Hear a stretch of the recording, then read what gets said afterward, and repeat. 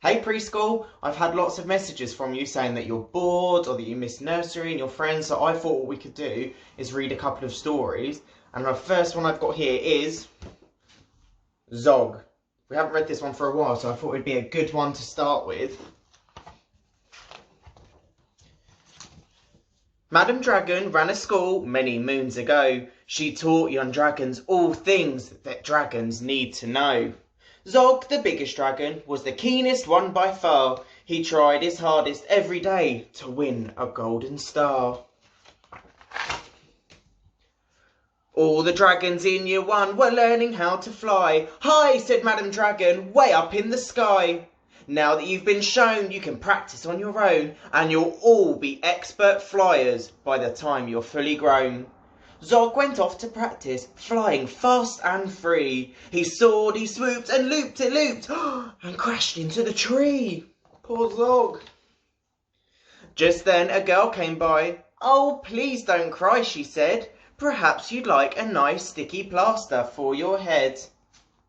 What a good idea, said Zog. Then up and off he flew, his plaster gleaming pinkly as he zigzagged through the blue. A year went by, and in year two, the dragons learned to roar. More, said Madam Dragon, louder I implore. Now that you've been shown, you can practice on your own, and you'll all be champion roarers by the time you're fully grown. Zog went off to practice. He roared with fearsome force. He kept it up for hours on end, but then his throat grew hoarse. Just then the girl came by again. She said, oh, what rotten luck. Perhaps you'd like a nice soothing peppermint to suck. What a good idea, said Zog. Then up and off he flew, and breathing fumes of peppermint, he zigzagged through the blue. A year went by, and in year three, the dragons learned to blow. No, said Madam Dragon, breathe out fire, not snow. Now that you've been shown, you can practice on your own, and you'll be breathing bonfires by the time you're fully grown. So Zog went off to practice. He blew with all his might. He twirled around in triumph, but then his wingtip caught light. Uh-oh. Just then the girl came by again. She said, you poor old thing, perhaps you'd like a nice stretchy bandage for your wing. What a good idea, said Zog. Then up and off he flew, his bandage flapping wildly as he zigzagged through the blue. All the year four dragons were learning. Can you guess? Yes, said Madam Dragon, how to capture a real princess. Now that you've been shown, you can practice on your own. You'll need to capture hundreds by the time you're fully grown.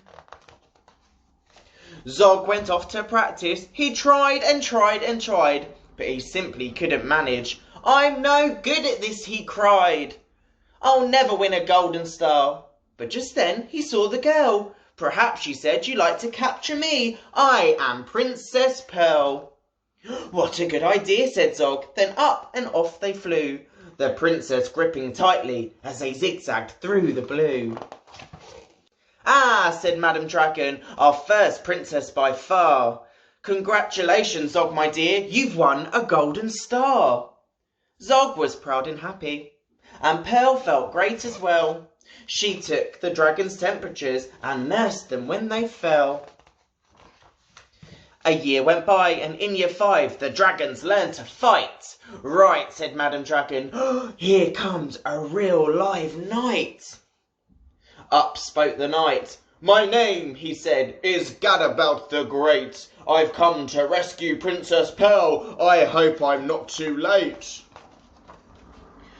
Zog breathed fire and beat his wings. You can't have her, she's mine. Oh, no, she's not, yelled Gadabout, and he waved his trusty sword. The other dragons crowded round and watched them all agog. Who was going to win the fight, Sir Gadabout or Zog? The princess stepped forward, saying, Stop, you silly chumps! The world's already far too full of cuts and burns and bumps. Don't rescue me. I won't go back to being a princess and prancing around the palace in a silly frilly dress. I want to be a doctor and travel here and there, listening to people's chests and giving them my care. Me too, exclaimed the knight. Then he took the helmet off his head. I'd rather wear a nice twisty stethoscope, he said. Perhaps, Princess, you'll train me up. And Pearl replied, of course, but I don't see how the two of us could fit upon your horse. Then Zog said, flying doctors, I'd love to join the crew. If you let me be your ambulance, then I could carry you. Bravo, said Madam Dragon, an excellent career. And all the Year 5 dragons gave a loud, resounding cheer. Then Madam Dragon told the horse, I really hope you'll stay. I'll let you be my pupil's pet and feed you lots of hay. What a good idea, said Zog. Then up and off he flew, the flying doctors waving as they zigzagged through the blue. The end. I hope you like the story, guys. I've got lots more here, but if there's any particular story you want, let me know and I'll see if I've got it and then we can do that one next. I'll see you soon. Bye!